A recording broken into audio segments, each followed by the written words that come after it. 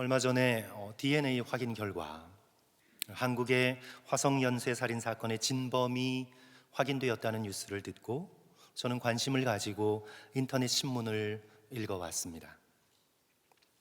그러다가 8차 사건의 범인으로 잡혀서 20년간 수감 생활을 한 윤모 씨가 범인이 아니라는 기사를 읽게 되었습니다. 그런 감옥에 있는 진짜 범인의 자백으로 인해서 억울한 옥살이를 해왔음이 세상에 알려져서 지금 현재는 재심을 청구 중이라고 합니다. 제가 관심 가진 부분은 이 부분이었습니다. 도대체 어떻게 20년간의 억울한 옥살이를 견뎌왔을까? 무슨 마음으로 버텨왔을까? 모범수로 출소한 후에도 10년의 세월을 죄인처럼 숨어서 살았는데 지금 어떤 인생을 살고 있을까? 그것이 궁금했습니다. 어렸을 적부터 소아마비로 차별받으며 자랐는데 강압적인 수사에 못 이겨 허위 자백을 하고 그렇게 감옥에서 버틴 20년의 세월이 성도 여러분 얼마나 억울하고 원통했을지 짐작조차 가지 않습니다. 그래서 윤모 씨의 입에서는 당연히 세상을 향한 원망과 불신과 비탄의 언어가 쏟아질 줄 알았습니다. 그런데 제가 인터뷰 장면을 보고 신문 기사를 읽으며 저는 개인적으로 너무나 놀랐습니다. 세상을 향한 원망이 전혀 없습니다. 재심을 청구하는 날 딱 두 마디가 전부였습니다. 나는 무죄입니다. 오늘은 기쁜 날입니다. 경찰을 향한 원망도 없었습니다. 그때의 경찰은 제가 믿지 않습니다. 그러나 지금의 경찰은 제가 신뢰합니다. 재심을 청구한 후 작성된 소감문에도 원망의 말은 단 한 줄도 찾아볼 수 없었습니다. 대신 감옥에 있을 때 자신을 도와준 사람들에 대한 감사가 넘쳐났습니다. 사회봉사단체의 어느 원장님, 박모 교도관님, 광역수사대 대원들 한 사람 한 사람에 대한 감사가 이어졌습니다. 자신을 극진히 돌봐준 누님에 대한 감사가 있었습니다. 그런데 무엇보다 돌아가신 어머니에 대한 절절한 감사가 있었습니다. 성도 여러분, 보통 사람 같으면 나를 왜 이렇게 소아마비로 낳았냐고 원망할 수도 있을 텐데, 그런데 어머니 감사드립니다. 어머니는 저에게 모든 것에 희망을 주셨고 저를 인간답게 살도록 하셨습니다. 어머니께서 저의 아픈 다리에 재활 신경을 써주셨고 남들처럼 걷는다 생각하고 열심히 살아가라고 저를 다그쳐 주셨습니다. 인터뷰에서는 이제 돌아가신 어머니의 얼굴을 죽어서 똑똑히 볼 수 있게 되어서 행복하다고 말했습니다. 내 인생의 나침반이 되어주신 어머니께 감사한다고 고백했습니다. 그리고 더 나아가 자기처럼 억울한 일을 당한 사람을 도우며 살고 싶다고 그렇게 결심을 밝혔습니다. 성도 여러분, 감사는 환경에만 달려있는 것이 아님을 깨닫게 됩니다. 알폰스 카의 말은 유명합니다. 어떤 이는 장미꽃에 가시가 달려있다고 투덜거립니다. 하지만 어떤 이는 이 가시에 이토록 아름다운 꽃이 피었다고 감사해야 합니다. 감사는 환경이 아닙니다. 감사는 우리의 마음의 태도입니다. 내가 무엇을 주목하느냐, 내가 무엇을 바라보며 인생을 살아가느냐, 거기에 우리의 감사의 태도가 결정됩니다. 가시를 주목하면 우리는 불평할 수밖에 없습니다. 그러나 꽃을 주목하면 우리는 어떤 상황에서든지 감사할 수 있습니다. 오늘 저와 여러분이 함께 읽은 이 누가복음 17장 본문에 감사의 마음을 가진 한 사람이 등장합니다. 바로 치유받은 사마리아 사람입니다. 본문의 내용은 성도들께서 다 잘 알고 계십니다. 예수께서 예루살렘을 향해 걸어가고 계셨습니다. 유대인들이 갈릴리에서 예루살렘 길을 향해 갈 때 사마리아를 통과하지 않기 위해서 사마리아와 갈릴리 사이길로 걸어가게 되는데, 유대인이신 예수 그리스도께서 전통을 따라 그 길을 걷고 계셨습니다. 그런데 멀리서 10명의 나병 환자가 예수님을 향하여 소리칩니다. 예수 선생이여, 우리를 불쌍히 여기소서. 예수여, 우리를 불쌍히 여기소서. 다가가지 못하고 외치며 소리질러 도움을 간구합니다. 예수 그리스도께서 그들을 보시고 그들에게 말씀하십니다. 제사장에게 가서 내 몸을 보이라. 그 한마디만 하십니다. 그 말씀대로 10명의 나병 환자가 길을 가다가 치유함을 받았습니다. 그런데 성도 여러분, 말씀의 중심이 어디에 있습니까? 그 중에 오직 한 사람, 사마리아 사람만이 가던 길에서 발길을 돌이켜 예수께로 돌아와 엎드려 경배하며 감사합니다. 16절, 예수의 발 앞에 엎드려 감사하니 그는 사마리아 사람이라.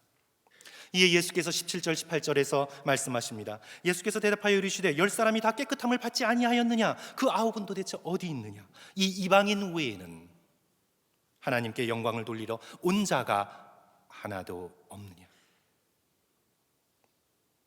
오직 한 사람, 한 사람만 예수께 돌아와 감사를 드립니다. 하나님께 영광을 올립니다.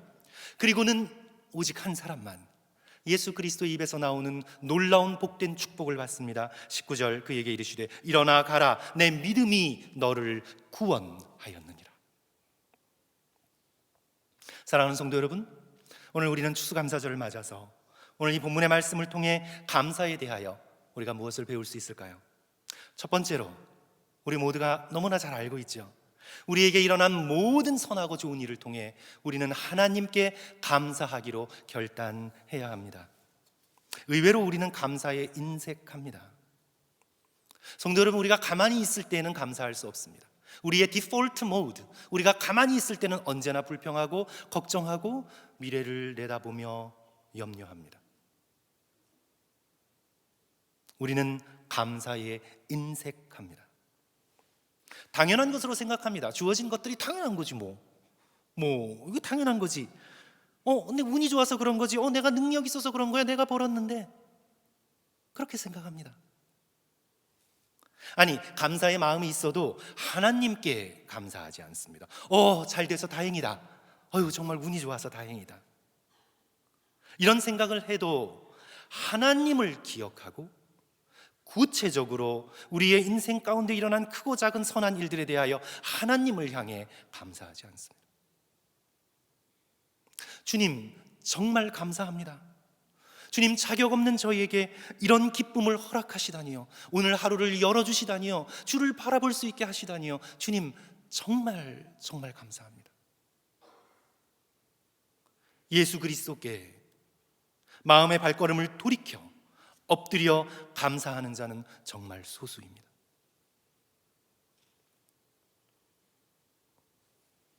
오늘 본문에서 10명의 나병 환자 모두 치유되었습니다. 그들 나름대로 감사의 마음이 있었겠지요. 그 길거리에서 만난 나사렛 출신 예수 선생이 용하긴 용하구나. 정말 잘 됐다. 정말 그분이 말씀하셔서 내가 낫게 된 걸까? 빨리 집에 가서 이 놀라운 소식을 전해야겠다. 그렇게 생각하고 나머지 9명은 자기의 가던 길을 계속 갔습니다. 가던 길에서 발걸음을 돌이켜 예수를 향하여 엎드려 감사한 자, 오직 사마리아 출신의 한 사람 밖에는 없었습니다. 그러므로 성도 여러분, 우리는 추수감사절 때마다 다시 결심하고 다시 반복하여 결심해야 합니다. 감사하기로 결단하셔야 합니다. 예수께, 하나님께 감사하기로 결심하십시오. 우리가 선물을 받으면 반드시 선물에서 눈을 들어 선물을 주신 이를 바라보아야 합니다. 기프트를 받으면 기버를 바라봐야 합니다. 자신의 기프트만 바라보고 내가 좋은 것을 얻었다, 잘 됐네 라는 것에서 그치는 것이 아니라 기프트, 그 선물을 주신 이 giver, 그 선물을 주신 이 하나님 예수 그리스도를 눈을 들어 바라보아야 합니다. 이 사마리아 사람은 선물에서 눈을 들어 선물을 주신 이 예수 그리스도를 기억했습니다. 다른 사람들은 선물만 바라봤습니다. 나았구나, 잘 됐구나. 그러나 오직 이 사마리아 사람만이 이 선물을 주신 이가 누구인지 기억하고 예수께 돌이켜 그 앞에 엎드려 감사하며 하나님께 영광을 돌렸습니다. 그래야 우리도 다시 한번 결단하고 실천해야 합니다. 성도 여러분, 우리 주님은 당신을 우리 자신에게 소개하실 때에 알파와 오메가요, 시작과 끝이요, 처음과 나중이라고 말씀하시지 않습니까? 그래서 우리도 이 감사를 실천함에 있어서 우리가 하루를 시작할 때, 아침에 눈을 뜨게 되었을 때 하나님께 감사를 올릴 수 있는 저와 여러분이 되었으면 좋겠습니다. 성도 여러분, 이렇게 딱 기도의 모습으로 감사를 올릴 수 없어도 그냥 거울을 보시면서 주님 감사합니다. 오늘 아침을 열어주셔서 감사합니다. 지난밤 함께 해주셔서 감사합니다. 어젯밤엔 걱정을 했었는데 그 걱정이 사라지게 해주셔서 감사합니다. 이빨을 닦으시면서 세수를 하시면서 아침에 일어나시자마자 꼭 3가지, 알파 되신 하나님, 처음이신 우리 주 예수님, 그 주님께 감사를 올리십시오. 그리고 하루를 마감하고 난 다음에 잠자리에 누워서 오늘 하루를 돌이켜 보시면서 오늘 하루 동안 하나님께서 내게 주신 선물들을 생각하고 주님 앞에 감사하십시오. 주신 일을 바라보십시오. 오늘 날씨가 너무 좋았다고 느끼시면 이런 날씨를 내게 허락하신 주님께 감사하십시오. 오메가 되시는 하나님, 마침이 되시는 예수 그리스도, 주님을 향해 오늘 하루 내게 주신 선하고 아름다운 것 3가지 꼭 감사할 수 있는 저와 여러분 되시기를 주님의 이름으로 간절히 축원합니다. 한경직 목사님의 구술 자서전이 있는데 80이 넘으신 나이에 쓰셔서 구술로 받아서 자신의 삶을 돌아보는 그런 자서전을 썼는데요. 성도 여러분, 책 제목이 나의 감사입니다. 자신의 인생을 돌아보면서 하나님 앞에 감사할 것 밖에는 없다는 신앙의 고백입니다. 400페이지에 이르는 책에 장마다 절마다 감사의 제목이 붙어 있습니다. 그 책의 1장은 나의 나됨을 감사하다, 2장 배우게 하시니 감사하다, 젊은 날 성장케 하시니 감사하다, 3장 4장 견문을 넓혀주셔서 감사하다, 5장 약할 때 강함 주셔서 감사합니다, 6장 새 일을 주셔서 감사합니다, 7장 목숨 걸고 살게 해주셔서 감사합니다, 8장 그리운 얼굴을 보게 해주셔서 감사합니다. 장마다 감사의 고백입니다. 책에서 이렇게 고백하고 있습니다. 올해로 내 나이 80인데 지나온 삶을 돌아보며 가슴에 사무치는 것을 한마디로 표현하자면, 성도 여러분, 여러분 지난 날을 돌이켜 가슴에 사무치는 한마디를 표현하자면 무엇입니까? 한경직 목사님은 하나님 감사합니다. 그리고 하나님 감격스럽습니다. 지나온 삶을 돌아보며 가슴에 사무치는 것을 한마디로 표현하자면 하나님 감사합니다. 하나님 감격스럽습니다. 몇 번이고 말해도 부족한 감사합니다가 나의 진심 어린 고백이다. 하나님의 은혜가 너무 크고 너무 넓고 너무 높고 너무 깊고 너무 위대하다. 그런데 사랑하는 성도 여러분, 이런 감사는 절대 저절로 되지 않습니다. 우리 인간의 타락한 본성은 저절로 있으면 염려하고 걱정하고 비교하고 질투하고 부족한 것을 찾아 가시를 찾아 헤매게 되어 있습니다. 감사는 신앙의 결단이요 믿음의 훈련으로 되어지는 것입니다. 그리하여 모든 좋은 일에서 내가 하나님을 바라보겠다, 선물을 주신 이 하나님의 손끝을 순간순간마다 바라보겠다 결단하시면서 성도 여러분들께서 아침에 눈 뜨자마자 3가지 감사의 기도의 제목, 주무시면서 3가지 감사의 기도의 제목을 실천하시는 그런 저와 여러분 되시기를 주님의 이름으로 간절히 축원합니다. 둘째로 함께 나누고 싶은 말씀은요, 우리는 고난 중에서도 십자가의 은혜를 바라보며 감사를 드려야 합니다. 이제 오늘 이 본문의 말씀을 딱 본문의 말씀의 이야기로만 이해하지 마시고 좀 더 넓은 틀 속에서 오늘 이 본문의 말씀을 바라보셔야 합니다. 누가복음 전체에서 오늘 본문 말씀을 이해하셔야 합니다. 오늘 본문이 시작하는 11절에 예수께서 예루살렘으로 가실 때에 라고 기록되어 있죠. 누가복음에서는 예수께서 예루살렘 가실 때에 라고 기록한 이 표현은 예수께서 어디로 가시는 거예요? 무엇 하러 가시는 겁니까? 예루살렘에 뭐 때문에 가시죠? 비즈니스 하러 가시나요? 사람들, 유력자들 만나러 가시나요? 그들과 면담하러 가시나요? 무엇 하러 예수 그리스도께서 예루살렘으로 가시는 거죠? 십자가에 달려 죽으시기 위하여. 그래서 누가복음 9장 51절부터 예수 그리스도께서 예루살렘으로 올라가시기로 굳게 결심하시고 이제 누가복음이 흐르면서 예수께서는 계속하여 십자가 가까이, 골고다 언덕 가까이 예수 그리스도께서는 예루살렘을 향하여 점점 걸어가시는 것입니다. 그래서 예수 그리스도께서 예루살렘을 향하여 가실 때라는 이 표현은 이미 예수 그리스도께서 당신의 어깨 위에 십자가를 지고 가신다는 표현인 것입니다.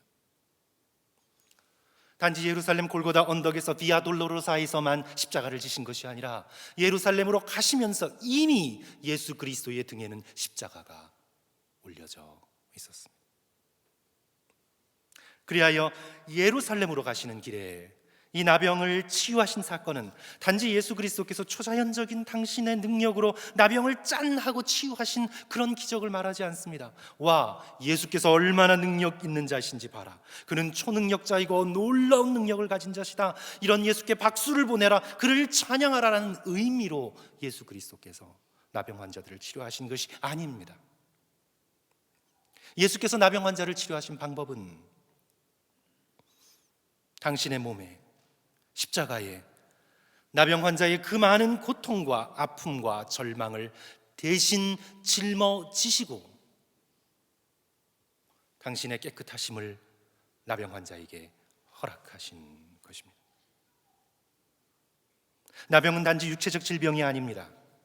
그것은 죄의 흉측한 결과를 보여줍니다. 불결하고 부정하여 버려진 영적인 상태를 상징하는 그런 병입니다.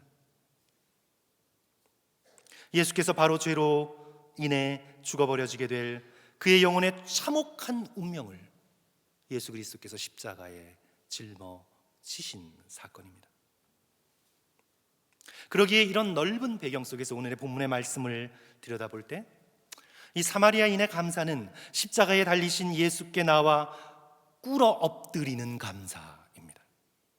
단지 내가 나병이 나와서 주님 감사합니다 라고 나간 것이 아니라 그것을 뛰어넘어 나의 모든 죄짐에서 나를 풀어주신 예수 그리스도의 십자가에 대한 감사입니다. 지금은 즉시 깨닫지 못했습니다. 그러나 이 사마리아인은 이제 얼마 있으면 예수 그리스도의 십자가의 사건과 부활의 사건을 알게 될 것입니다. 그리고 그때를 뒤돌아보면서 그는 깨달았음에 틀림없습니다. 예수께서 치유해 주신 것은 단순히 나의 나병이 아니라 나의 영혼이었구나. 그러지 않고서는 오늘 19절의 말씀을 성도 여러분 이해할 수 없습니다. 우리 19절 우리 다 같이 다시 한번 한 목소리로 읽을까요? 우리 그에게 시작. 그에게 이르시되 일어나 가라 내 믿음이 너를 구원하였느니라 하시더라. 아니 이미 사마리아인은 다른 9명의 나병 걸린 사람들과 함께 나병이 치유되지 않았습니까? 그런데 내 믿음이 너를 구원하였느니라 선언의 의미가 무엇인가요? 이는 단지 나병에서 치유받은 것을 뛰어넘어서 십자가의 구속으로 그의 영혼이 구원받았음을 선언하는 복된 말씀입니다.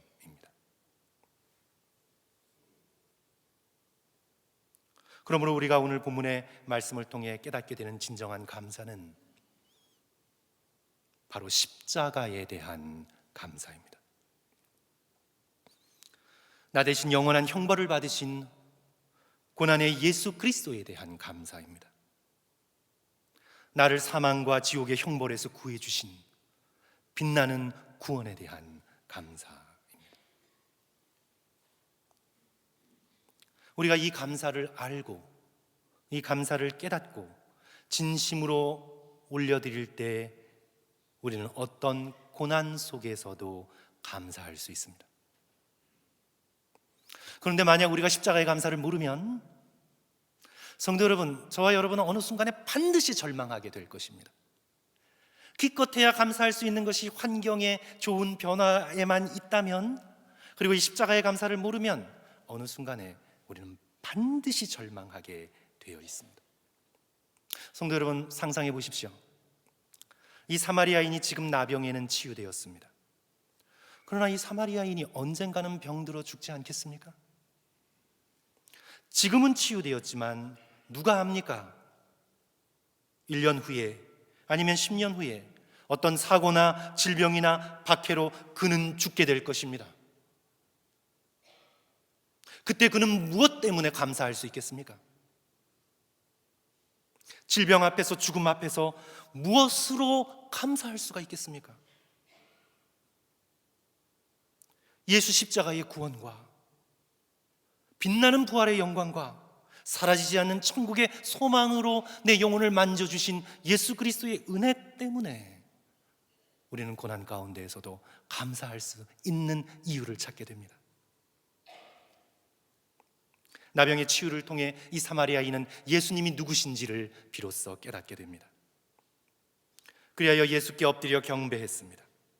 하나님께만 올릴 수 있는 예배의 대상으로 예수 그리스도를 경배했습니다. 이런 놀라운 구원을 가져다 준 이는 메시아밖에 없다고 믿고 엎드려 감사하며 경배했습니다.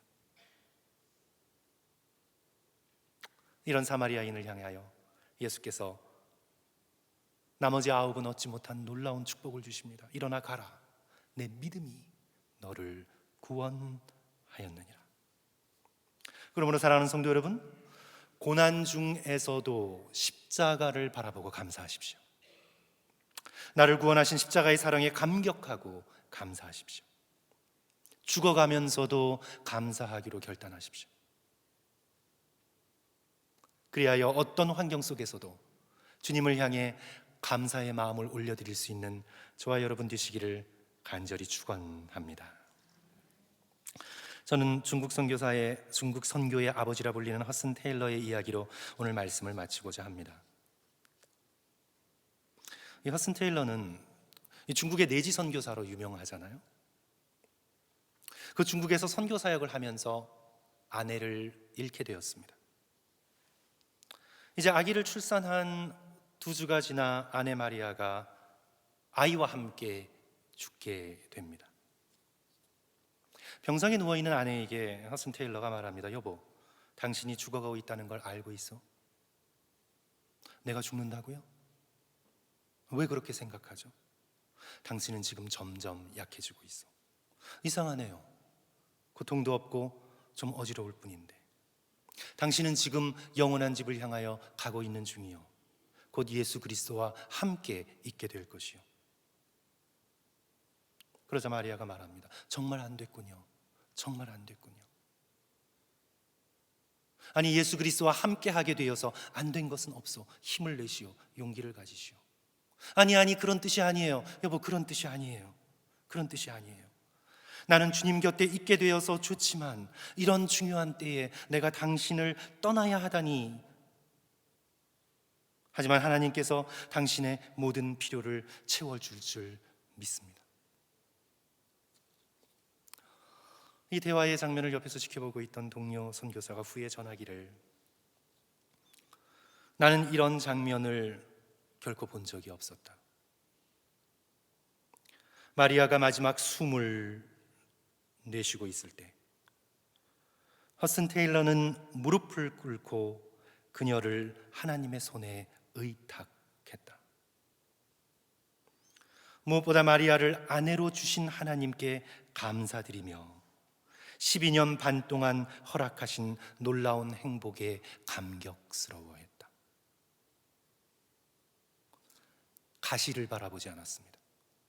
아니, 내가 지금 선교 사역을 감당해야 되는데 이런 어려움을 내게 허락하시다니요, 아이까지 데려가시다니요. 가시를 바라보며 원망하지 않았습니다. 허슨 테일러는 가시에도 불구하고 피어있는 아름다운 꽃을 주목했습니다. 12년 반 동안 이런 놀라운 행복을 허락하신 하나님께 감사드리며 샤론의 장미 되시는 예수 그리스도를 바라보았습니다.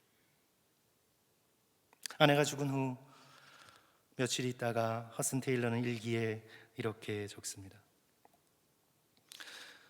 내 감정은 말로 표현할 길이 없다.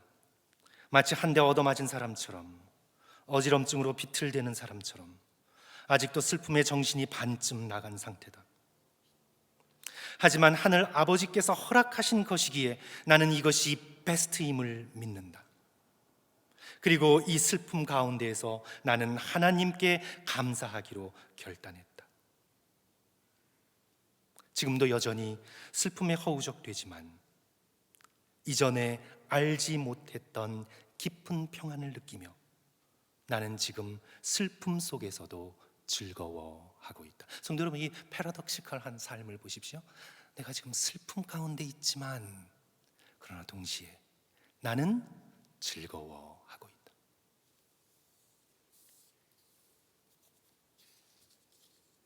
사랑하는 성도 여러분, 우리의 삶 속에서 하나님께서 허락하신 놀라운 십자가의 은혜를 생각할 때에 우리는 평안을 얻게 됩니다. 어떤 환경에서든지 감사하게 됩니다. 그리고 모든 것을 합하여 선을 이루시는 하나님을 신뢰하게 됩니다. 사랑하는 성도 여러분, 감사하지 않으십니까? 내가 이런 하나님을 알고 믿게 된 것이 감사하지 않으십니까? 내가 이런 하나님의 놀라우신 권능의 손을 붙들고 어떤 고난도 통과할 수 있음을 내게 확신케 하여 주신 하나님께 감사하지 않으십니까? 다시 한번 예수 십자가로 인하여 늘 감사할 수 있는 저와 성도들 되시기를 주님의 이름으로 간절히 축원합니다. 우리 함께 기도하겠습니다.